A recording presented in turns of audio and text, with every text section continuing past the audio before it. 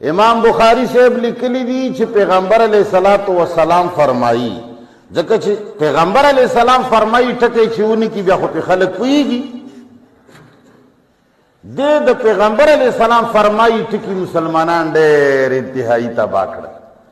پیغمبر علیہ الصلوۃ والسلام دا خبره فرمایلی پیغمبر چې فرمایلی دی په قران کې دی پیغمبر چې فرمایلی دی قران سره برابر دی ستا په کلی کې د علماو څخه کمې دي چې داسې د یو ایجنټ داسې د یو ګمراه داسې د یهودو د نصارو چې کوم ایجنټ دی او د قادیانیانو ترجمان دلته چې کوم ناس دی دا منکر حدیث دا خبرو ته غوږ نیسي ځان ولې خرابې